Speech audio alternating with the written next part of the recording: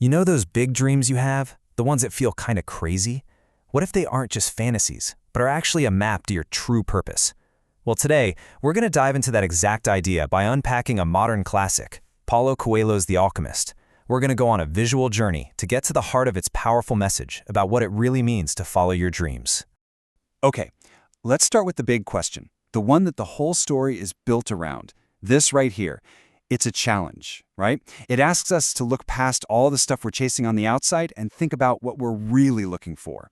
So as we follow our hero's journey, keep this question in the back of your mind, because it might just be about you too.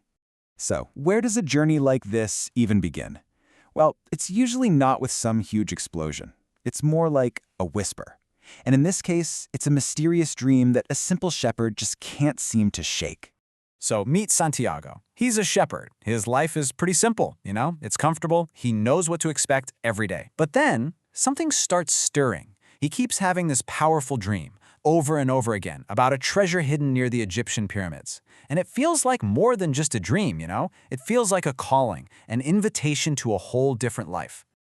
Now, this is a huge concept in the book. The story gives this calling a name, the personal legend. And this idea is hit home for millions of people. Think of it like this. It's not just a goal you want to achieve. It's your life's unique purpose. It's the you that you were always meant to become.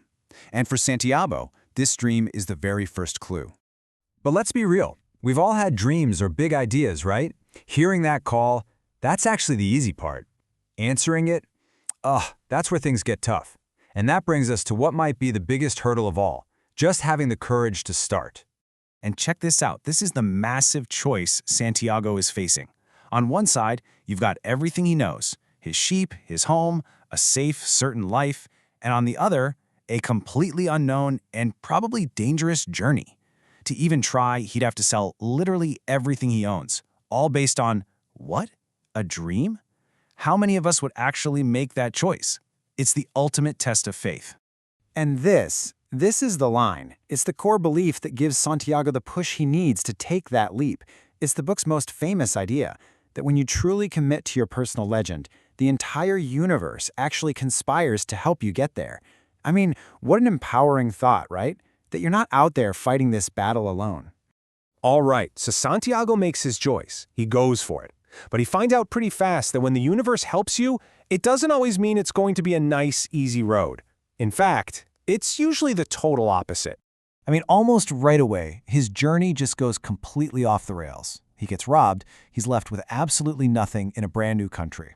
You have to imagine he was tempted to just give up, to think, well, that was a huge mistake. But it's right there, in that moment of total despair, that the real journey, the one of learning, actually begins. And here's the absolute key to the whole story. These challenges, they're not just random bad luck. They're basically the curriculum for his personal legend. Getting robbed, it forced him to get a job with a crystal merchant, and that's where he learned patience and how to see signs in the world. Every single hardship is a lesson in disguise, teaching him to listen to his gut, to find opportunity when things go wrong, and to finally get that the journey itself, the person he's becoming, is every bit as important as getting to the treasure. So after years of traveling, learning, and overcoming some just incredible challenges, Santiago finally reaches the pyramids in Egypt. This is it, the moment of truth. So this is the big payoff, right? The end of the whole quest. He followed the dream, he overcame everything the universe threw at him, he made it to the spot. After all that, what's he gonna find buried in the sand? And here is the beautiful, mind-blowing twist of the whole story. There's no chest of gold waiting for him there. The real treasure, it was the journey. It was all the knowledge he gained, the experiences he had, and the discovery of who he really was. The treasure was the person he had to become to even get there. And then, in this one last perfect twist, he learns the physical treasure was real, but it was back where he started all along. A prize he could only find after he had been transformed by his journey. And that incredible final twist brings the whole lesson home. Not just for Santiago, but for all of us. Because, let's be honest, The Alchemist was never really just about a shepherd boy, was it? It's a mirror.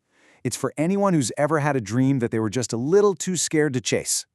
So what's the core message we can take into our own lives? It's that your dreams, the things that make you feel alive, they are absolutely worth chasing. It's a wake-up call to trust the journey, even when it gets hard, and to believe in yourself no matter what. Because Santiago's story proves that while the destination is amazing, the person you become along the way, that's the real prize. And so the book leaves us with this one last, very personal question.